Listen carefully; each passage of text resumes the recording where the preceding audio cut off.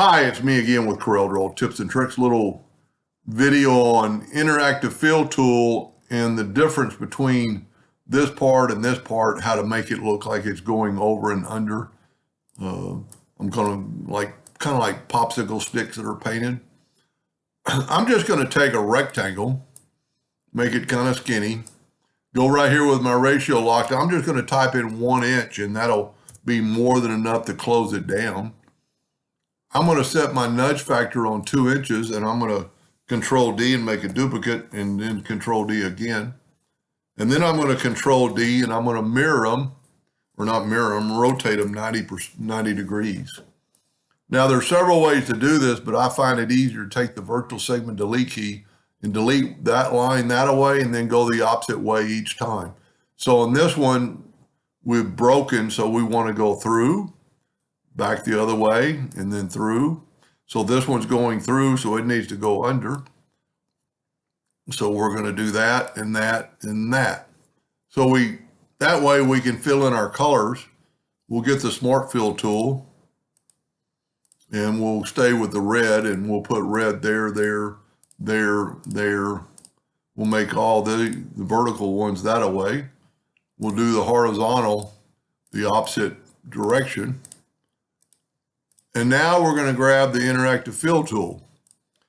First of all, I'm going to right click my mouse and take away the outline. And this is going to be about how you can duplicate the interactive fill tool and put it over here in a second with the attribute eyedropper. Interactive fill tool. And so go to about the line of that second one and then make it dark. And see, that's too dark, so we can take this line and kind of move it down. Now that one's pretty good, so we're going to grab the attribute eyedropper, take a sample of that and put it here. Now those are the only two we can do it on that particular one. So we're going to go ahead and keep doing the red. So we'll get the interactive fill tool and go from here to here. And I'm going to go all the way to that line again. I'm going to get the black and put it in that box. I'm going to grab my line and put it there. That made it look that way. We'll go ahead and continue that one. You could really probably do this in another way, but, and then mirror it. But by the time you got it all figured out, you could have it done. Whoop, I missed the box, so you get that. So grab your black and make sure you hit that plus sign to get in the box and then move that up.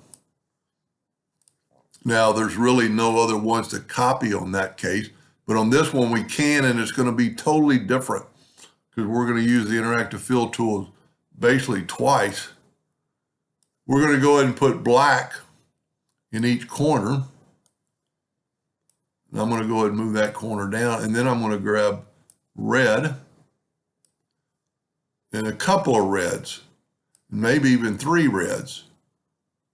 Then we can move that one up a little bit. So now we've got that one done. We can take the attribute eyedropper and grab it and copy it right to there, and it's exactly the same.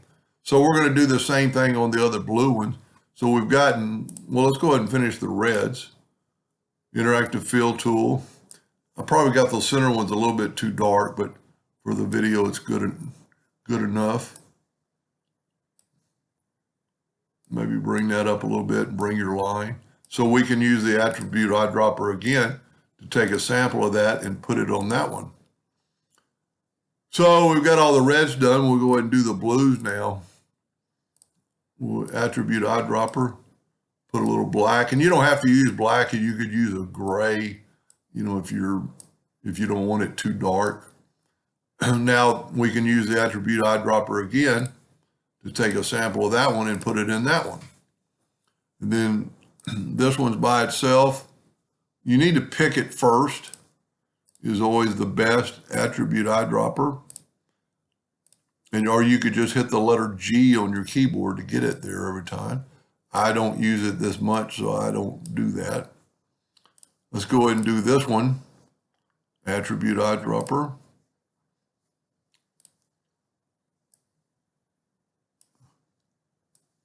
And the next one is the same as that. I'm going to move this line a little bit. Attribute eyedropper again. take a sample of that and put it in that one. So we just like two more, well, yeah, two blue. This one's going to be the same as the red where we had double. So I'm going to go from there to there. Go ahead, and I'm going to go ahead and put a blue in the center so it doesn't turn all black. And then I'll put a black on the end. Whoop, I missed it. Take a black and put it in that box. Put a black and put it in that box. And since we used the 3 blues or the 3 reds, we're going to put 3 blues. And there's really nothing to copy there. We've got one more to do. And then we'll be done. We'll put a black background on it. And it really makes it kind of stand out. Those shadows are really going underneath those items.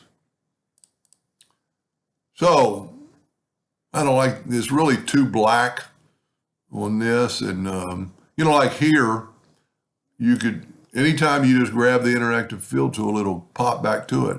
So we'll put a little red there. Same thing here. So you can just click on it, and that's going to separate that red a little bit. See the plus sign? Now we're going to take a rectangle and make it black. Go up to Object, Order, Backup Page, and it almost kind of looks like a neon looking look. The sticks actually look like they're bent. Anyway, I hope that helped a little bit. Thank you for watching.